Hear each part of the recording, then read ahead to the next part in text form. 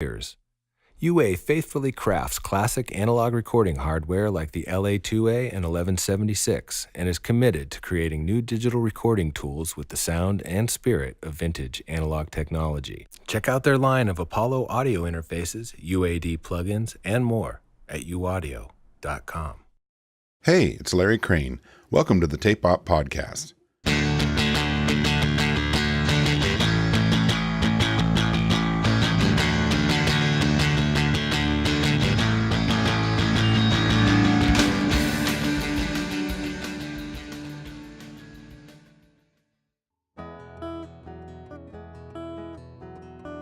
A major star in her native land, via her successful acting and music careers, Argentina's Juana Molina should be a household name in the rest of the world. In April 2017, she released her seventh album, Halo, and will be touring the world in support. Online publisher Geoff Stanfield caught up with Juana to discuss the making of her new album, her process, and the path that has led her to this point. Enjoy!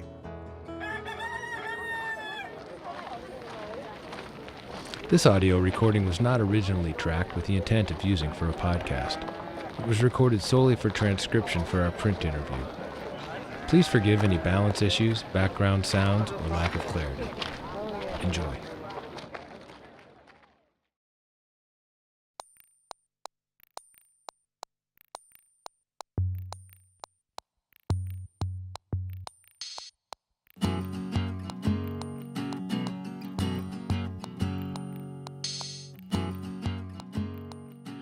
Segundo was the first record that I heard of yours, and I was wondering how you view the progression of ideas from one record to the next. Well, I think Segundo is the freest record because I didn't have any expectations from me, but especially not from the audience. So I was just it took me a long time to make it. Almost 2 years of not thinking, of not having any pressure, of just doing what I felt it had to be done, and really enjoying the process during the nights. Because I had a very young child at the time, so during the day it was impossible to work. So it's a very... what's the word for nocturne? Do you have that word? No. Yeah, nocturnal record. It was really made. Some parts of it, I was half asleep, so I didn't. The good thing about Segundo is that there's no thought at all, nothing. And then after I made that, and I started to have some response from people that I had never expected. Then when I had to make Tres Cosas, things changed because I knew there was someone expecting something on the other side of the world, somewhere. So I started to have thoughts like, should I make it a little bit more stripped down? Should I do it exactly the same? When you start having that, it is a problem that you need to learn to live with and to work with, because those thoughts ruin your record or what you do, and it's something very difficult to achieve. In my case, so I decided to stop the record before it became too similar to Segundo. So I didn't record thousands of layers of things on that record.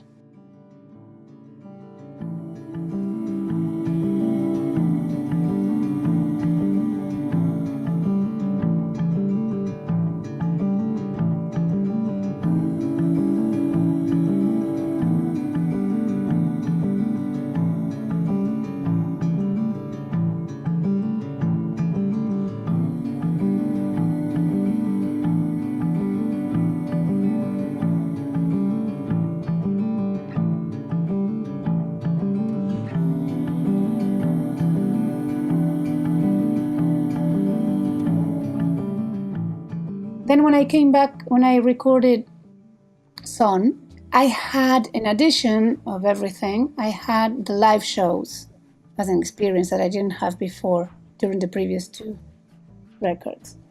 And I started to add more, I started to record a lot on the loop pedal and started to compose in a different way.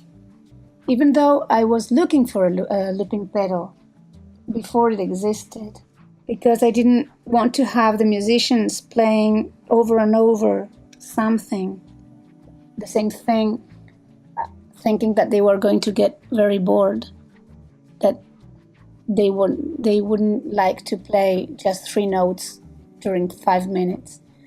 I was really looking for that machine and it didn't exist. So you had delay pedals and you had other things, but that looping pedal didn't exist until I found it and really found the best friend I've ever had. I didn't record loops on the records. I just played over and over the same thing, but I thought that no one would like to do that, so except a machine. So I started to record real loops when I got the pedals, and started to compose faster than before because I had the loop immediately and I could record other things on top of it immediately. So I would record a full song in in the time it takes to almost to play a song. That's why the songs in Son are more stripped down at the beginning and then they build up towards the end. That's because of the pedal.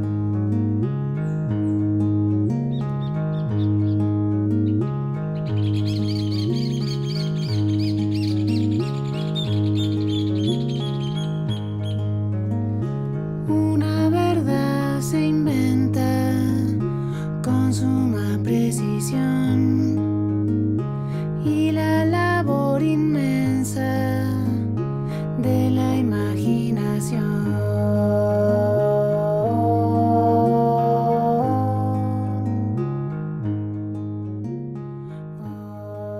And then I was really happy because I had found a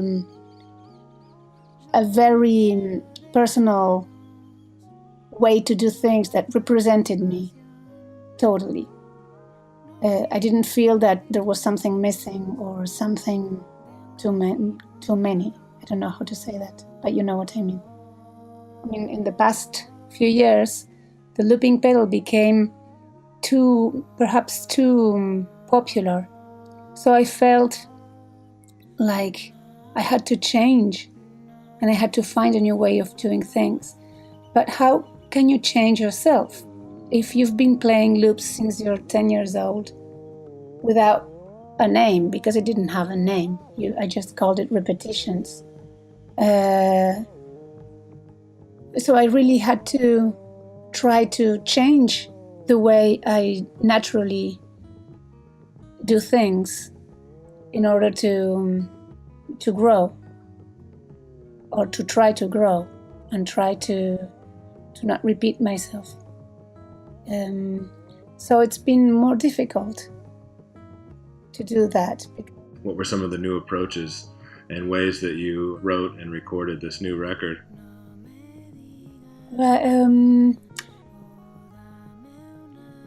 Well, for a start, I almost didn't loop.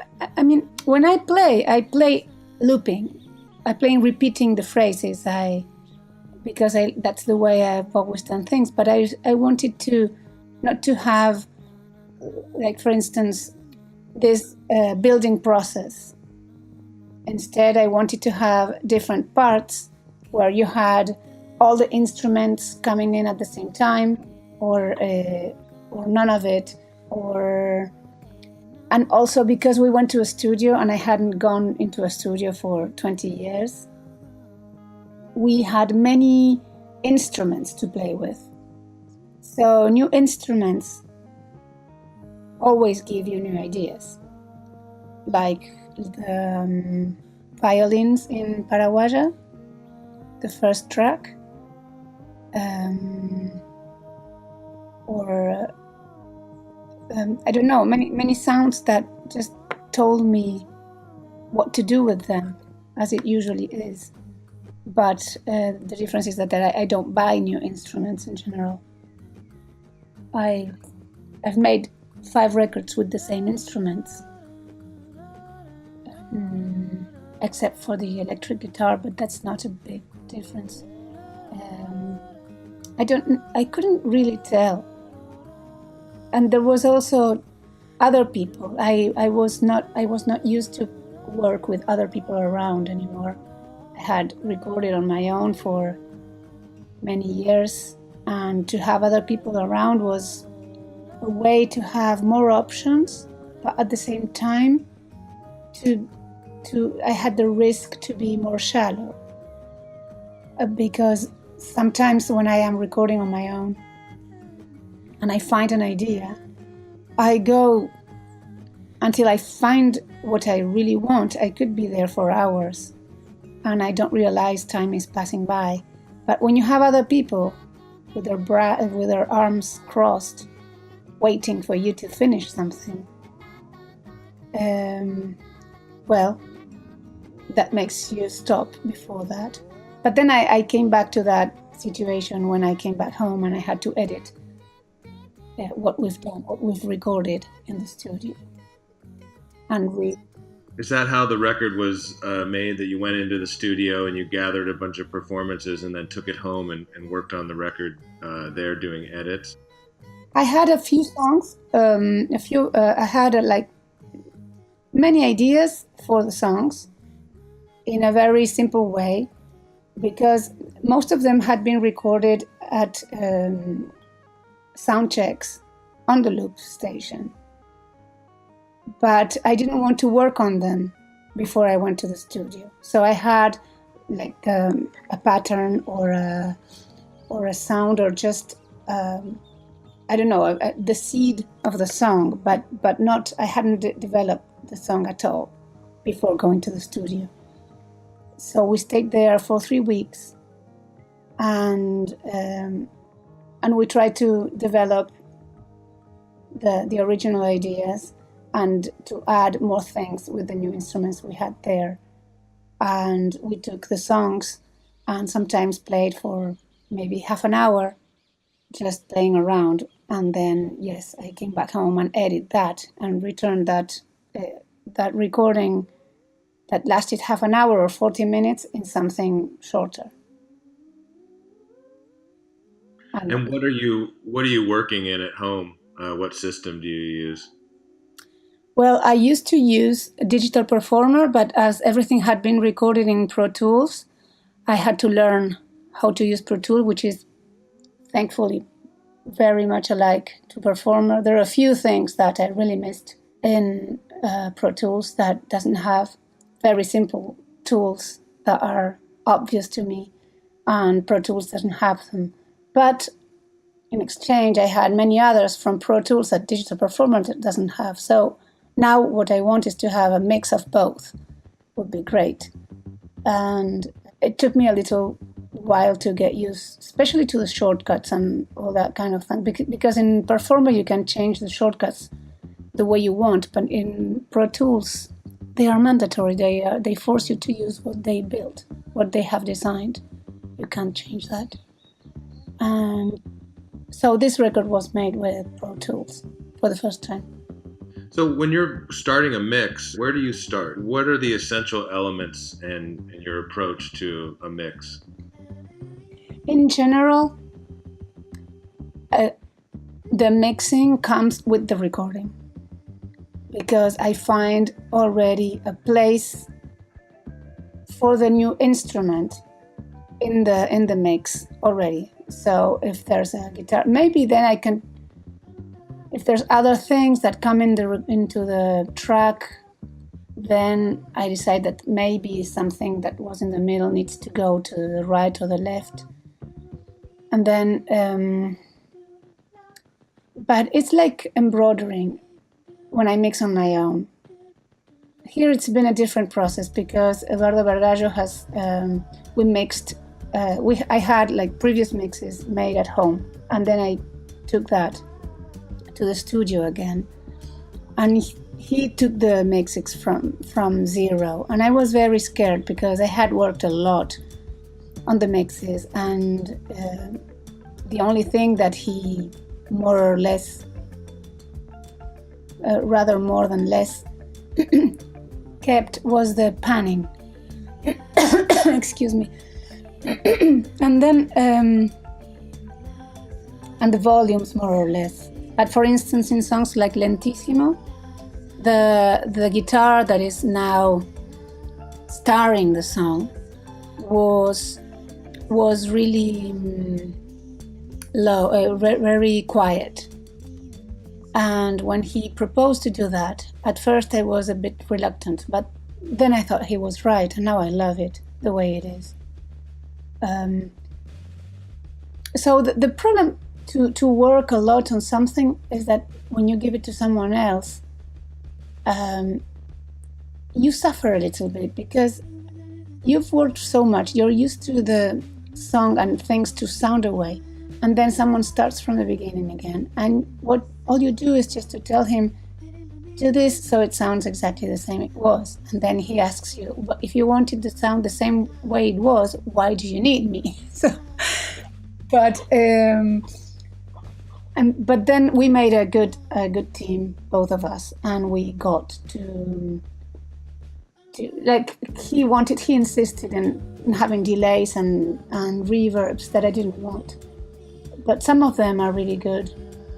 It's always interesting when you have something you've worked on, like you said, and then you have somebody in that you trust and you can appreciate their aesthetic, but it's still hard to let go. But often time lets you appreciate their input. Yes, totally. Yes.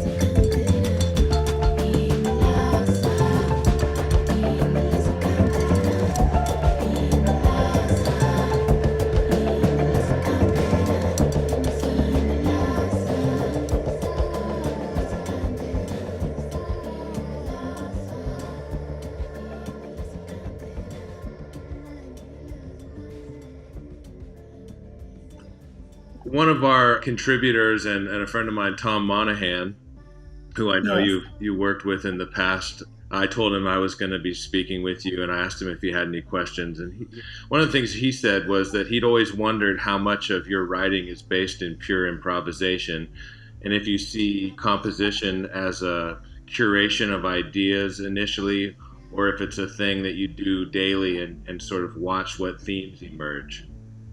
No, I think that it's the first case. It's like curating a few improvisations, and especially because I think improvisations have something so fresh that I try to keep all of them in the records, and then I learn them to play the record live.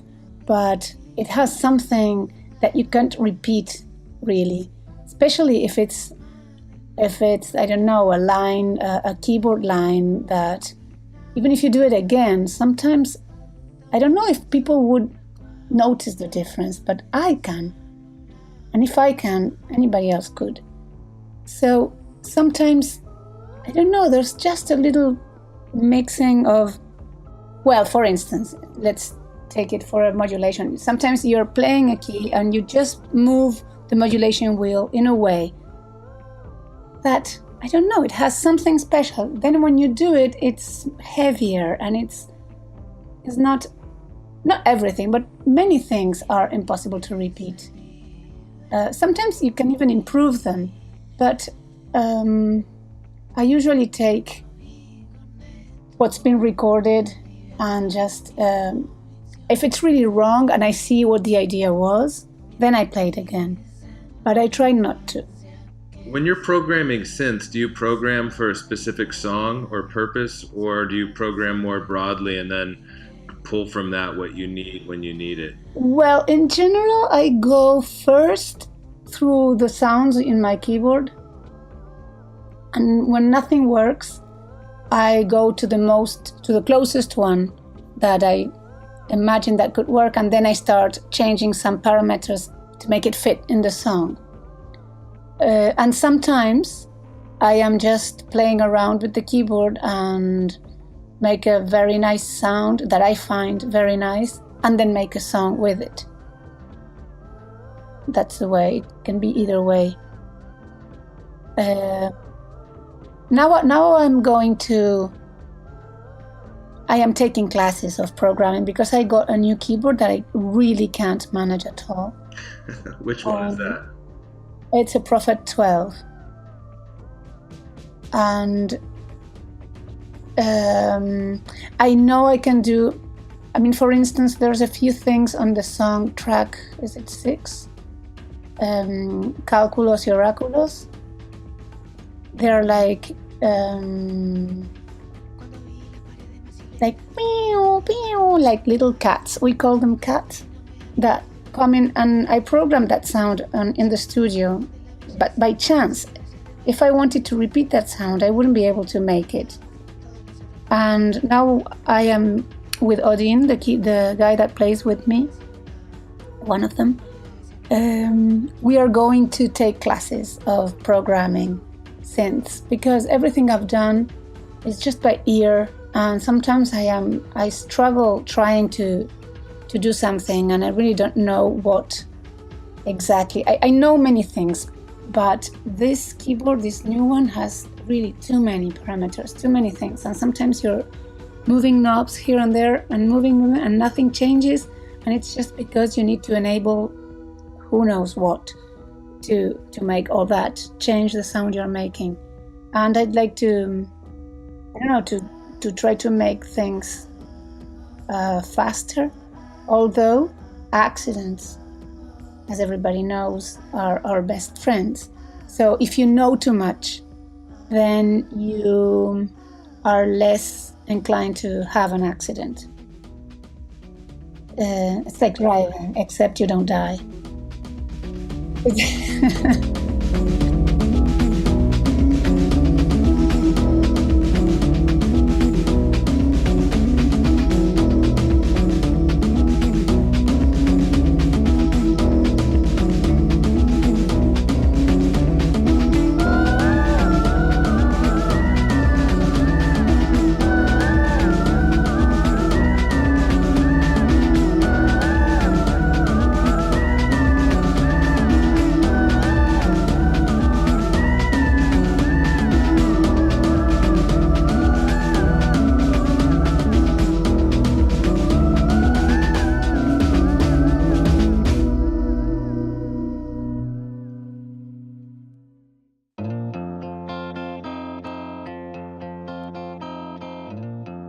I wanted to ask you about your idea of rhythm, and it's so much the centerpiece of your music. And before you answer, I wanted to read you a quote from Tom.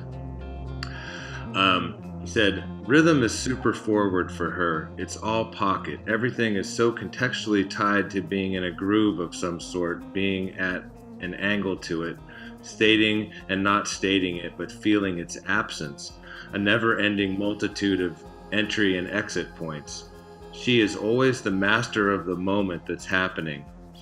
She's not a cloud in the sky in the world of the arrangement. She's the center of everything, the fabric of everything that's going on. Just one big vibrational field with Juana in the center." Wow. I want that quote to make it part of my bio. So where do you draw the rhythmic influences from, and then how are they reimagined for your music? Well, how can you know that? How can you know? Because people tend to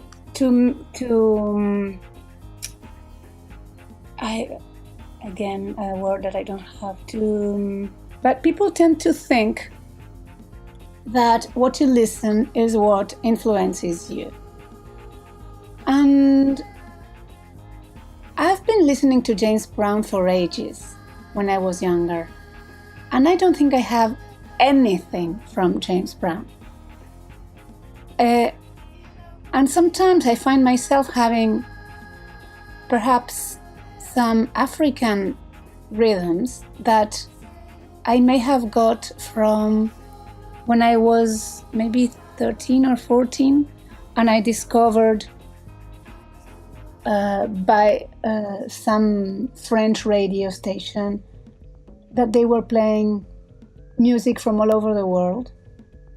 And I really liked some like Ethiopian music or the Pygmies music and other things that were really very simple, but simple because there weren't many things. But at the same time, I wonder if that had an impact on me, or if it had awakened something that it was dormant in me.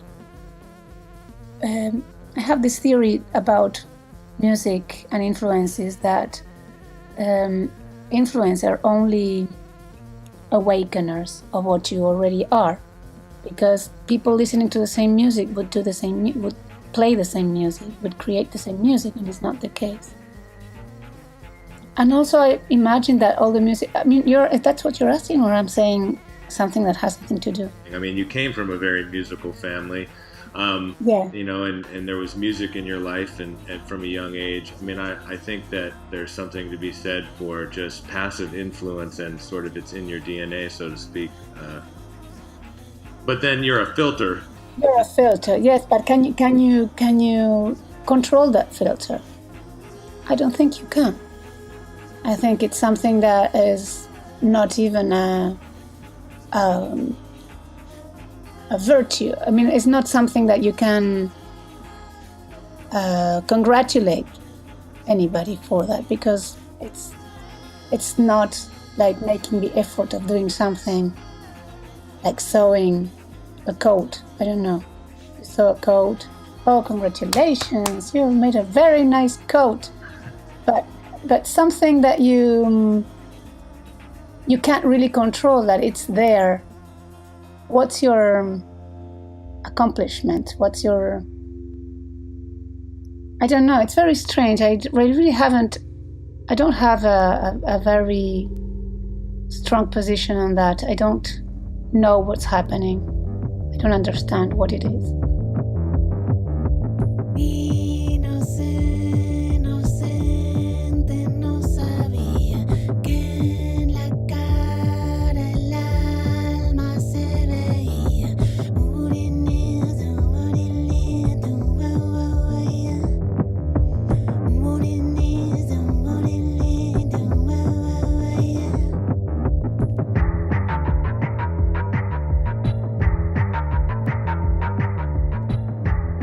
It's funny that you mentioned James Brown, and to think that you say that you don't feel like you have any of that, but the whole center of his music is rhythm and the groove. So, yes. So I would argue that you did take away something from that. Yes, no, or I really have an inclination, is that a word? Sure. To approach rhythmic things. That like better when it's very rhythmic than when it's not. But at the same time, there are very melodic things that I liked a lot. But yes, probably, I don't know, if you choose because you are, or if you are because you choose. Who knows? I don't know. Well, you know, from rhythm to something else that's very prevalent in your music is that, and I read at a young age that you were intrigued by Indian music and the drones in the music. Yes. Can you tell me a little bit about what you liked about that aspect of the music? I like it. I think I like it because it just takes you like in a tunnel and drives you, and you float in there. That's what I like about the drone, or about that constant repeating thing that really makes you There's no alterations. It could be very rhythmic as well, but I don't think I like very much songs with many changes. Although I do like them. So I don't know exactly what it is that I make, that a song has to have for me to like it or not. I think it's a combination of all that, of course. But and sometimes I don't like to have very clear ideas of what I do, because then I am aware of something that was natural or spontaneous, and once I notice what it is, it's not spontaneous anymore. Mm-hmm. Yeah, there is something interesting with the drones that sort of lock the listener into the moment, even if there's swirling rhythm or whatever it is, and even if there's a lot of linearity in the music. I feel that the function of the drone really, like you said, it puts you in a tunnel, it puts you in the moment and keeps you there. Yes. Which is what a lot of your music does for me as a listener. In many ways, there's no beginning and end, which I really like. Yes, it's great. What is it about recording music and performing music that was so strong that you left a successful acting career? Well, the thing is, I started a successful career, which I didn't know was going to be so successful, to have money so I could play music. Because the problem with me was that I was really very, very shy, and I couldn't play in front of anybody. So I couldn't start playing music, and I couldn't start, and I couldn't, and I always had an excuse to do something else. And even though I was playing a lot at home, I was always learning guitar and going to taking lessons and practicing a lot. But at the second I thought there was an ear hearing, then I stopped playing. And when I was playing, I shut all the windows, all the doors, everything, so nobody could hear what I was doing from anywhere. And then I don't know why I think it's a mix of shyness is the other side, is the other face of vanity, I guess. So if I wasn't perfect and the best, I just didn't want anybody to listen to what I was. I didn't want anybody to criticize me, I guess. That must have been the problem, the main problem. And but one day I was already 30, and I said, if I don't do it, I won't do it ever. It was really going to be, because when you're young, as everybody knows, you think life is eternal, infinite. But then you get to an age when you realize that you're getting older. And then I knew that I had, because when I started to be very successful with my TV show, I couldn't even think about music anymore until I had to stay in bed for a few months. So there I had the time to think and to see where I was and to realize that I had lost my path, that I wanted to work on TV to have enough money to play music, and that idea had been a trap and I had got caught in it. And I really needed to get out of there as soon as possible. So that's what I did. I stopped the show in the middle of the season, and that was it, and started with music. And it took me a long time to do it confidently, under quotes. And so after acting, your shyness just disappeared for you, or was it? No, not at all. No. Had you seen the first shows I gave for the first 3-4 years? My God, I would be so embarrassed if you had seen one of those. They were awful. I couldn't even open my mouth. I couldn't play. I was shaking. I missed all the notes in the guitar. I was never happy with the sound. I couldn't understand what was happening, so I couldn't tell the sound guy what to do to make it sound better, because I knew nothing, and I didn't have the confidence to just go and do it. Like I remember one time that was the worst time in my life, that I couldn't play. And I just told the guy, I don't know, I just can't play. And the guy said, well, I don't know what you want me to do for you to play. Just play, but I can't. And then years later, remembering that time, I can tell that the only problem was that my monitor was too loud. And I couldn't even notice that it was just that. It was so loud and so crisp that I couldn't even play a note because it was like ping, ping, ping, like exploding everywhere. It was just too loud. And then that show was awful, and there were people in the audience. And I mean, there were people having something to drink, and I didn't know that people were going to be the audience. And then someone came to me and said, well, I think you can start the show. I said, well, but are these people not going to leave? No, this is the audience. And then it was so humiliating because they had seen me in such a state, swearing and suffering and almost crying. And how could you do a show after they've seen you naked? So that was the worst experience in my life. But with time and many concerts where there were people that, even though everything was a disaster, could appreciate a little bit of what was behind. That was the important thing, that was the music.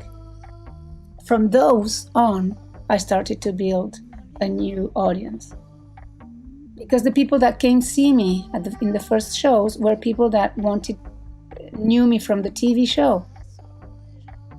So everything was very heavy to I don't know, I just didn't have the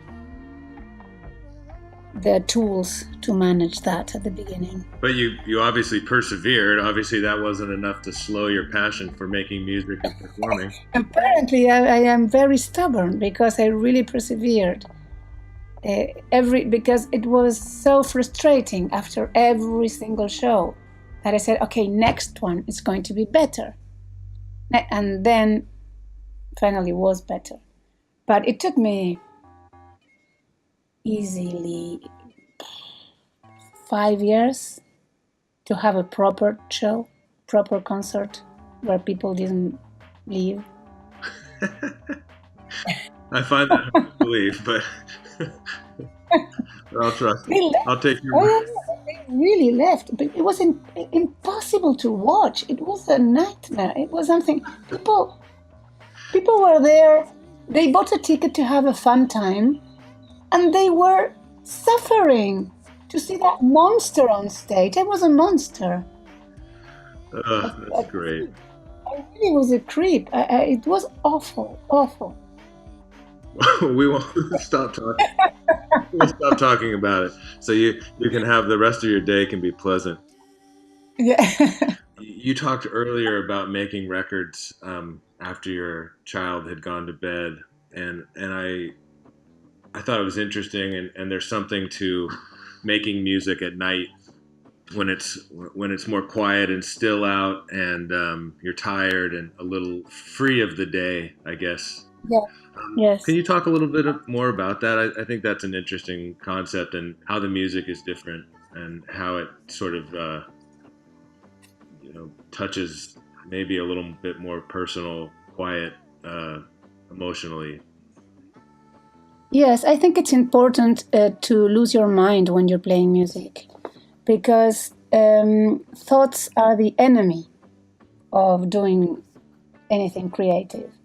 That's why I don't really like conceptual art, because I think if you don't have the environment that puts that, it's not that I don't like it, it's that it doesn't interest me as much as free things or eternal pieces of music that are not responding to something that already exists.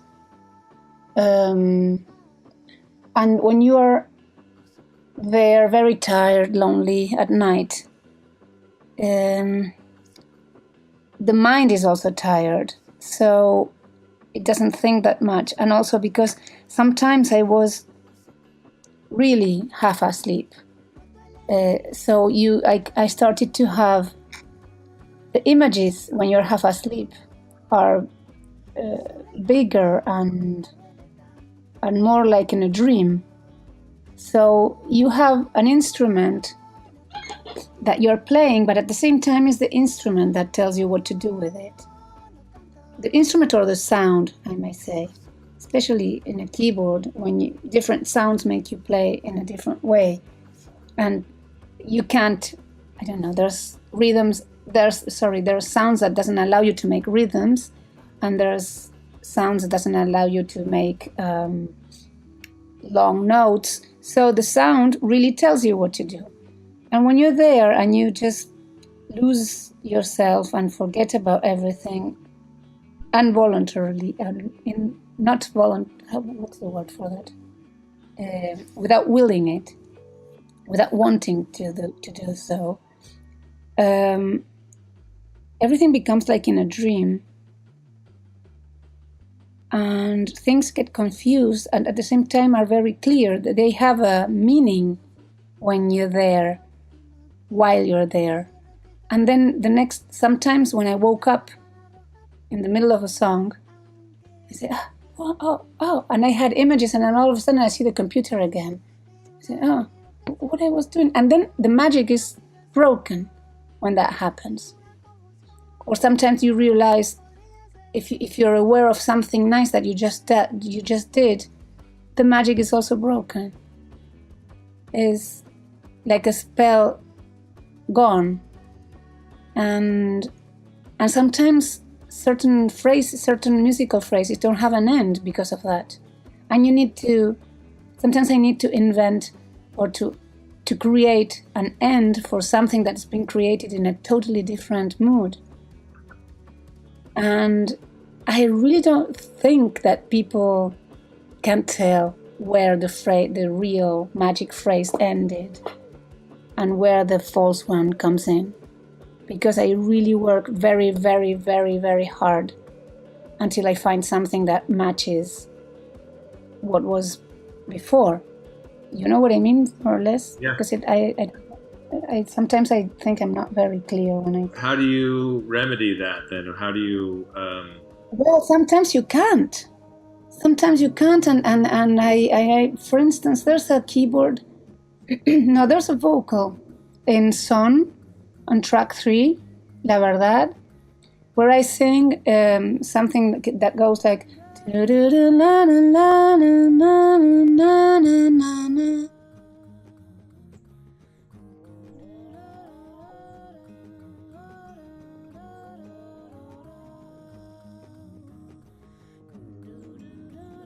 And then it goes on and on. And then I remember the second I said, oh, this is really cool. And I couldn't keep singing. And I had to kind of copy and paste for the last sentence, to copy and paste and invent an ending to that song, to that phrase, because I just, the way I was singing, everything, I mean, nothing matched. After that, I really tried to do it again to match the sound, to match the atmosphere, and I couldn't. So I had to make like a sewing process of cutting and paste many little pieces of the other phrases and invent a new one from that on, because I just couldn't. I had the idea in my head, but I couldn't make it sound the same. I never could. So I had to I had to fix it somehow. I had to finish that sentence. And I did. And I don't think you could notice that, but I always do when I hear it. Always. Of course. So what's your relationship with technology? Obviously, it's an important part of your music. There's an influence and a marriage of machine and acoustic and human in your music. Can you talk a little bit about your relationship to technology? I hate technology. I think I hate it because I didn't grow up with technology. It's something that is always new, and if I don't use something for a few months, then I need to relearn the whole thing again. For instance, I was editing a video right now, and I made a whole video 3 years ago with this software, and I couldn't even realize where to put the raw material to start working. And I've been watching tutorials for a week because I just forgot. I mean, I made a video and I knew how to make it work 3 years ago. Now I want to make a new video and it's impossible to remember, and everything's gone. And that happens with anything I start from scratch. Any program, any new instrument that has too much things to do, then I can't pay attention and I don't remember how to use it anymore. And in addition, I am working with a guy now, this guy I told you about before, Odin Schwartz. He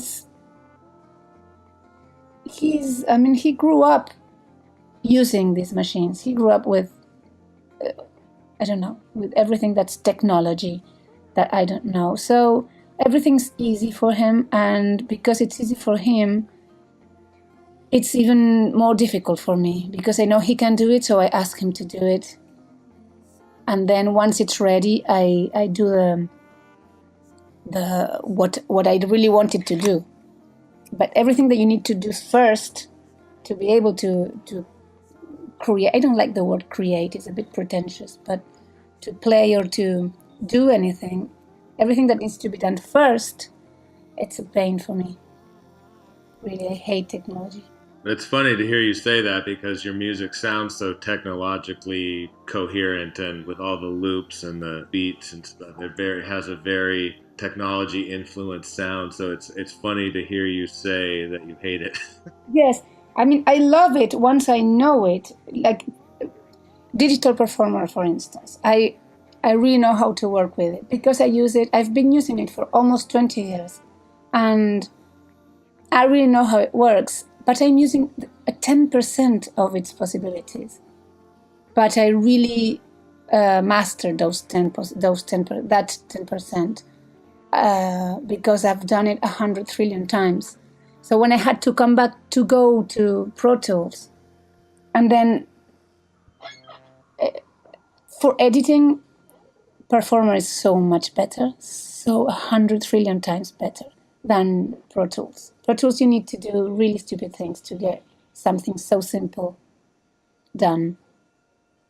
And so I like editing.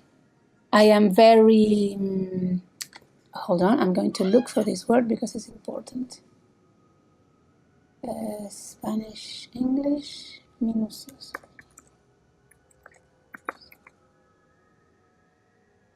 Meticulous. Yeah, it's not meticulous, but we can use that. Yeah. Very meticulous when I edit, and when I found an idea, until it's not ready and it's not exactly what I want it to be, I don't stop, and I can be editing until 6 a.m, something that lasts 3 seconds, looking for mini commas just one tick to the left, one tick to the right, and one volume up and one down until it's perfect. And it's, I said, but why do you take that? People sometimes don't like that kind of work, and I love it. I really like editing. I think it's really part of what I do now.